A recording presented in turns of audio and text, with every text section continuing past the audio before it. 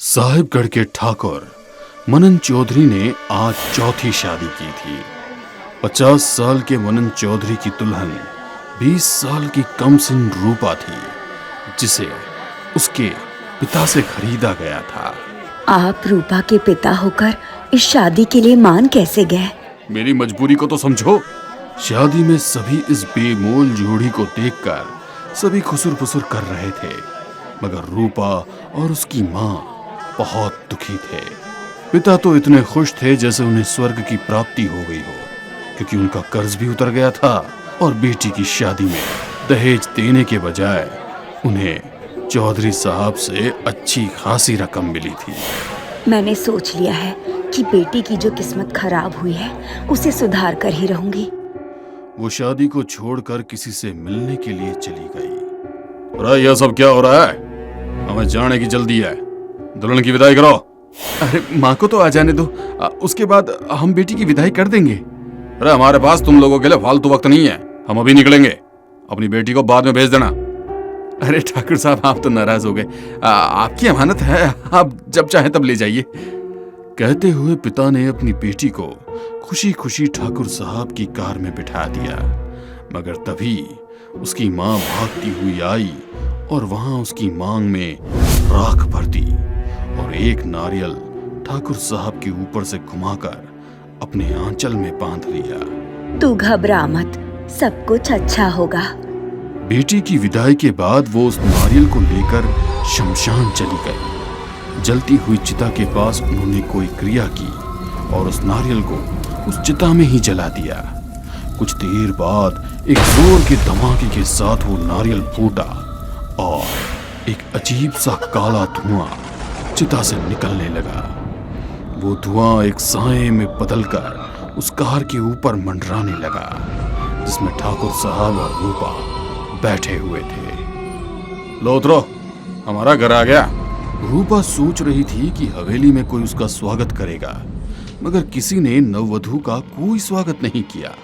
ठाकुर साहब उसे अपने साथ अपने कमरे में ले गए। क्यों रूपा, इतना बड़ा कमरा देख के हैरान हो गई क्या? अरे इस कमरे में तो तेरे मायके के 2 घर आ जाएंगे। ये देख, बड़ा सा पलंग, उस पर बिछा हुआ मुलायम सा बिस्तर है, और उस पर बैठते ही तन्ने मजा आ जाएगा, मजा। कहते हुए जैसे ही ठाकुर साहब उसकी ओर बढ़ने लगे, वो उन्हें अपनी तरफ बढ़ते देख डरने लगी। अरे मन देखकर इतना घबरा क्यों रही है? मैं तन्ने कोई तकलीफ नहीं देने दूंगा। अरे 4 शादी करने का एक्सपीरियंस है मन्ने।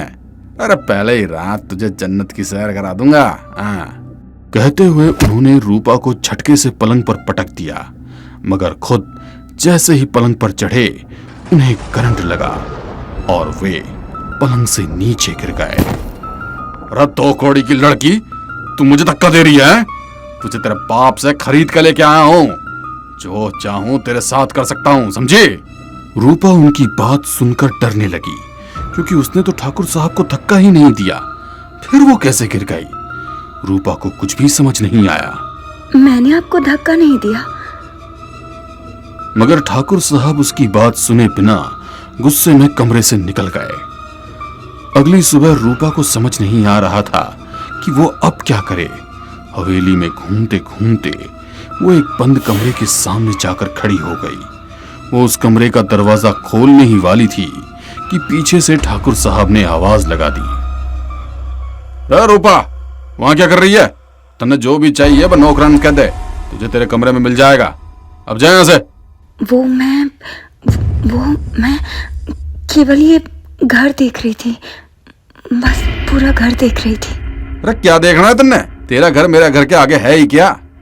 अरे घर क्या, मेरा तो महल है, महल। मनन चौधरी की बातों में तर्क था। रूपा नजरें झुकाकर वहां से निकल गई। अपने कमरे में जाकर वो फूट फूट कर रोने लगी। तभी उसे कमरे की सीलिंग पर साया नजर आने लगा। कोई है, बचाओ मुझे। देखते ही देखते वो साया रूपा के शरीर में दाखिल हो गया। उसकी बड़ी बड़ी आंखें सुर्ख लाल हो गई। वो अजीब सी आवाज में गुर्रा रही थी। कुछ देर बाद जब चौधरी जी उस कमरे में आए उसकी हालत देखकर उनके पसीने छूट गए। क्यों? मुझे देखकर डर गए हो क्या? वो छिपकली की तरह दीवार पर लटकी हुई थी और एक बिल्ली को चबा रही थी। उसके पूरे बाल बिखरे हुए और हाथ पैरों की चमड़ी पूरी कटी फटी थी, जिससे खून बह रहा था। तुम्हारा जुल्म बहुत हो गया, मगर अब और नहीं। कहते हुए उसने गुस्से में चौधरी जी की ओर देखा और धक्का दे दिया। उसे अचानक हमले से चौधरी जी का सर दीवार से टकराया और खून बहने लगा। अगली सुबह जब नौकर वहां पर आए तो चौधरी जी के कमरे का दरवाजा बंद था और वहां से खून बह रहा था। लगता है नई मालकिन भी चौधरी जी के गुस्से का शिकार हो गई। अरे लेकिन अब करना क्या है? वही करेंगे जो हर बार करते हैं। नई मालकिन की लाश को भी ठिकाने लगाना होगा, जैसे पहले 3 मालकिन की लाश को ठिकाने लगाया था। चौधरी जी ना जाने कब अपने गुस्से पर काबू करना सीखेंगे। तुम घर के पीछे बगीचों में गड्ढा खोदो, मैं मालकिन की लाश को लेके आता हूँ। मालिक ना जाने कहाँ होंगे। बोलते हुए पहले नौकर ने जैसे ही दरवाजा खोला तो पूरे कमरे में खून ही खून फैला हुआ था। अजीब सा धुआं धुआं था वहां, कुछ भी साफ नजर नहीं आ रहा था। इतनी गंदी बदबू आ रही थी कि मानो कोई चीज बहुत दिनों से सड़ रही हो। ये अजीब सी गंध किस चीज की है?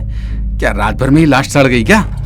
बोलते हुए उसने नाक पर अपना गमछा रखकर लाइट चालू की और जैसे ही कमरे में रोशनी आने पर सब कुछ नजर आने लगा, उसकी चीख निकल गई। चौधरी जी जमीन पर बेहोश पड़े थे, खून उनके सर में से निकल रहा था और नई मालकिन रूपा पलंग पर बेहोश थी। उसने चौधरी जी की हाथ की नब्ज चेक की तो चौधरी जी जिंदा थे। अरे मालिक, आपको ये क्या हो गया? हरिया, अरे जल्दी आ! अरे मालिक को हॉस्पिटल लेके जाना है रे। डॉक्टर ने तुरंत उनकी ड्रेसिंग की और कुछ देर बाद जब उन्हें होश आया तो वो डरकर कमरे में चारों तरफ देख रहे थे। मालिक, क्या हुआ? अरे आप इतना डरे हुए क्यों हैं? अरे वो लौट आई है, वो लौट आई है। कौन लौट आई है? आप किसकी बात कर रहे हैं? अरे वो वहां पर मेरे कमरे में थी रे। नौकरों को उनकी कोई भी बात समझ नहीं आ रही थी, मगर उनकी बातों से इतना तो साफ था कि उन्होंने कोई ऐसी चीज देखी है जिसका बयान कर पाना उनके लिए नामुमकिन सा है। लगता है इन्हें कोई गहरा सदमा लगा है। दूसरी तरफ रूपा की माँ शमशान में स्थित एक झोपड़ी में अघोरी के करीब बैठी थी। झोपड़ी में एक चारपाई, कुछ टूटे फूटे बर्तन और एक अजीब सी मूर्ति थी, जिसके सामने उसे हवन कुंड में हल्की हल्की अग्नि जल रही थी। इस कारण झोपड़ी में हल्का हल्का धुआं सा भी था। बेटे के लिए क्या क्या नहीं करना पड़ता है। देखो, मैं इस वक्त शमशान में हूँ, मेरे तो रोंगटे खड़े हो गए हैं। कहते हुए उन्होंने अपने साथ लाई हुई सामग्री, जो कि ढेर सारी मछलियाँ, मुर्गे और एक जिंदा बकरा था, वो उस अघोरी के सामने रख दिया। आपने जो भी सामान मंगवाया था सब आ गया। बस अब आप ऐसा कुछ कर दीजिए कि मेरी रूपा की जिंदगी बदल जाए। एक बार और सोच ले, जो तू करना चाहती है उस कार्य की ओर अग्रसर होने के बाद दोबारा वहां से लौट पाना मुश्किल है। एक बार यदि शैतान जिंदा हो गया तो वो अपना कार्य किए बिना वापस नहीं जाएगा, और यदि उसे रोकने की कोशिश की तो उसका आह्वान करने वाले का, यानी कि तुझे वो जिंदा खा जाएगा। उसकी बात सुनकर एक बार रूप की माँ को डर लगने लगा, मगर फिर अपना दिल मजबूत करके वो बोली, मुझे मंजूर है, एक बार मेरी रूपा को इन सारे झंझटों से मुक्ति मिल जाए। उसे यहाँ से लेकर कहीं दूर चली जाऊंगी। मेरी बेटी बहुत तकलीफ में है। माँ के कहने पर अघोरी ने पूजा शुरू की और उस मूर्ति में से एक काला धुआं निकलकर बाहर आया। उस धुएं ने एक इंसानी आकार धारण किया और सामने रखे भोग को ग्रहण करने लगा। वो धुआं रूपी आकृति ने देखते ही देखते सामने रखा हुआ पूरा मांस खा लिया। अब वो रूपा की माँ की तरफ देख रहा था। आखिर चौधरी जी ने उस कमरे में ऐसा क्या देखा था जो बयां करना उनके लिए मुश्किल था। रूपा की मां के मन में क्या चल रहा है, ये सब कुछ जानने के लिए देखिए दूसरा भाग।